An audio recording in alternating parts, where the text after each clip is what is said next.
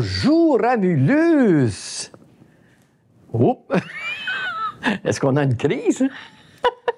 Monsieur Papy! Oui! Oh! Bonjour! Bonjour, Monsieur Papy! Oh!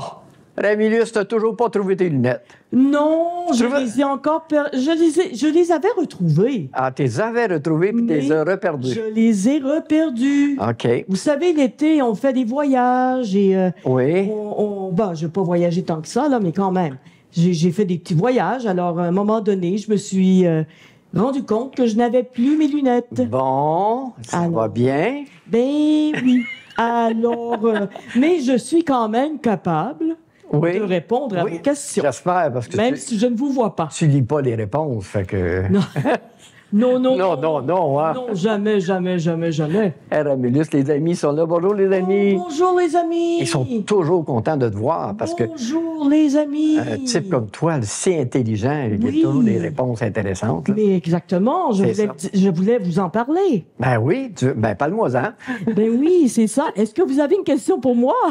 Ben, ça donne, justement. Ah oui. J'ai toujours des questions pour toi. Allez-y donc. Oui, il y a un ami, il déjeunait l'autre jour, puis il regardait son déjeuner. Il y avait, Oui. entre autres, une banane.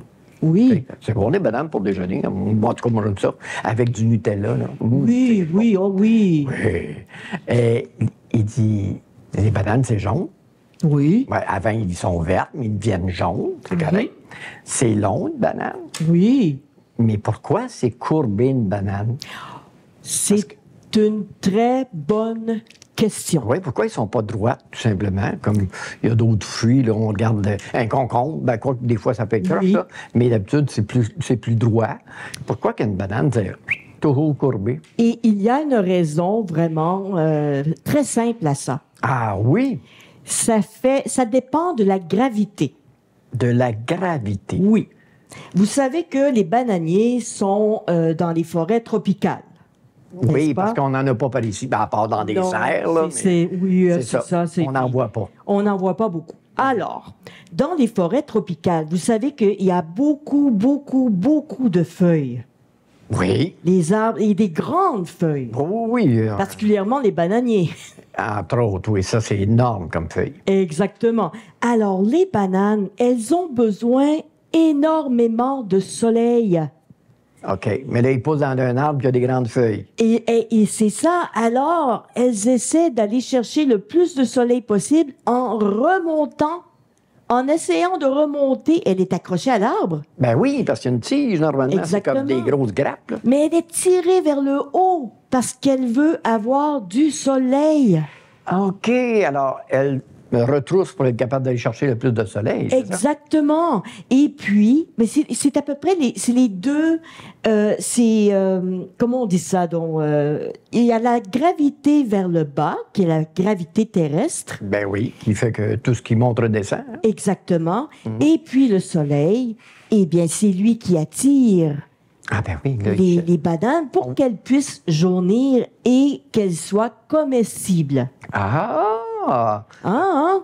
Ben c'est donc pour ça que les bananes crochissent Exactement. Vous ne verrez jamais une banane droite. droite à moins qu'elle ne soit pas mûre Ah, et OK. qu'elle soit petite. Ouais, les petites bananes, là, ça, c'est sûr que...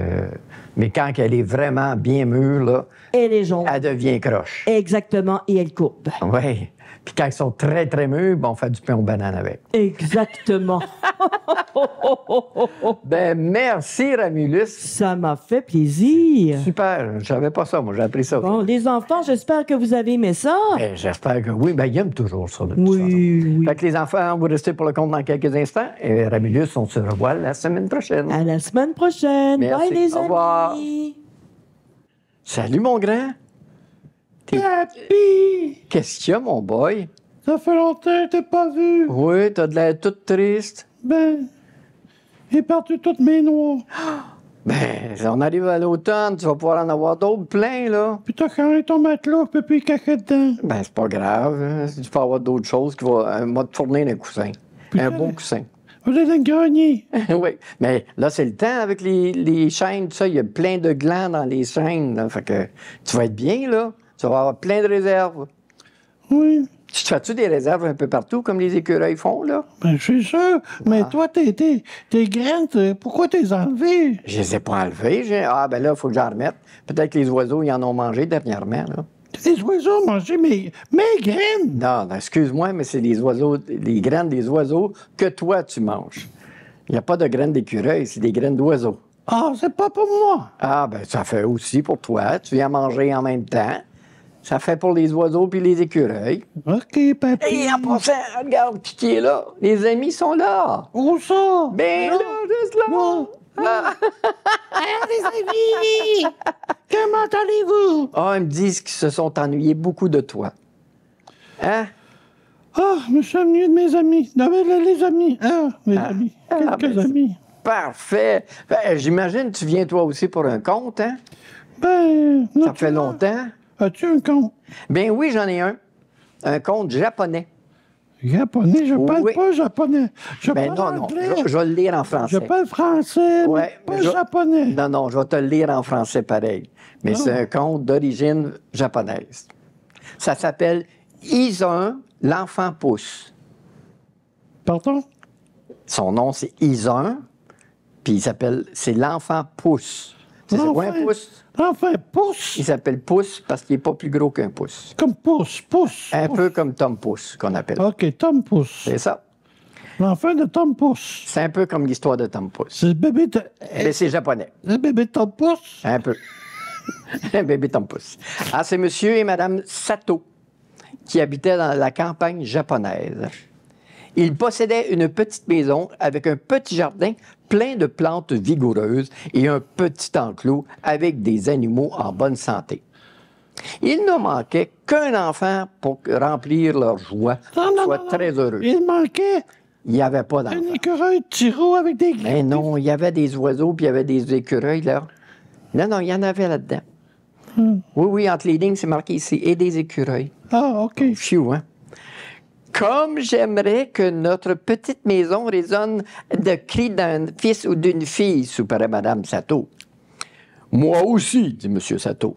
Mais notre maison est trop petite pour loger 3 personnes. Mais nous pourrions avoir un enfant minuscule, pas plus haut qu'un pouce, suggéra sa femme. Pas plus haut qu'un pouce, répéta M. Sato en riant. Ben, personne n'est aussi petit. Au même instant, une fée. Tu sais quoi, une fée, hein? De la fée des dents. Une fée? Oui, une fée. Une fée japonaise ou française? Oui, une fée japonaise, celle-là. Ça existe? Oui, oui, ça existe. Oh. La fée sushi. La fée sushi Oui. japonaise? La fée Kawasaki. La fée Yamamoto. Hein? Il y a beaucoup de Hiroshima, la fée Hiroshima. Donc, au même instant, une fée qui survolait la maison les entendit parler. Elle s'émerveilla devant la vigueur des plantes et des animaux, y compris les écureuils. « Voilà un gentil couple, pensa-t-elle. Je vais les récompenser. » Non, on ne va pas donner des noix d'écureuil, c'est pas ça. Là. Elle agita sa baguette au-dessus de la maison et murmura une formule magique, mais en japonais. Ça, je ne la répéterai pas parce que je ne sais pas moi non plus. Peu de temps après, Monsieur et Madame Sato eurent un petit garçon. Mais un petit garçon, pas plus haut qu'un pouce. Ils l'appelaient Izun Boshi, ce qui veut dire garçon d'un pouce, ou Izun pour les intimes. Les années passèrent. Les plantes et les animaux du couple grossissaient, tout comme les écureuils, et se fortifiaient, contrairement, par exemple, à Izun. Tu Mais- pousses quand tu grandis pas. Toi, tu grandis plus? Il reste tu pousses. Lui, il restait juste tout petit, tout petit. Il restait 1 pouce, pas plus.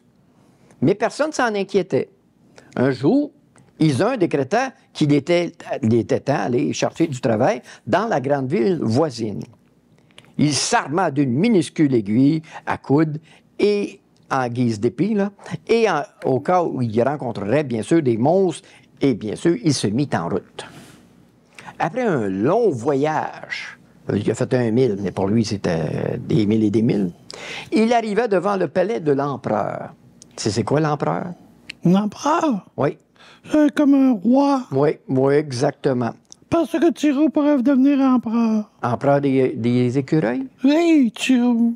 Ah, Le tu roi penses des ça? écureuils. Le roi des écureuils. Oh, Oui. Essayez de voir s'il n'y aura pas une histoire là-dessus. Là.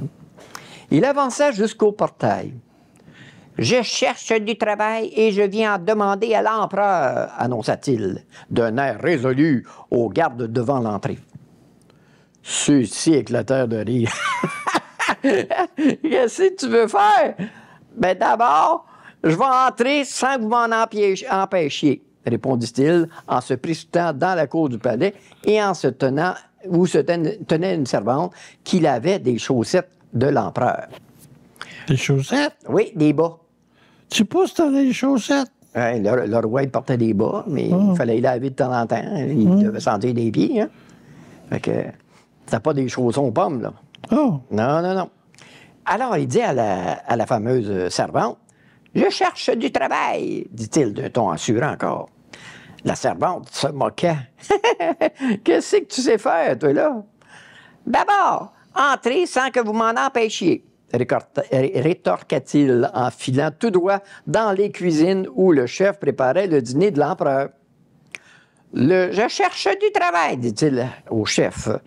Mais le chef lui dit encore, « Qu'est-ce que tu vas faire, toi, petit de même? »« Ben d'abord, je vais entrer sans que vous m'en empêchiez. » Puis il s'est filé jusqu'à la salle du trône, où l'empereur s'adressait à ses courtisans.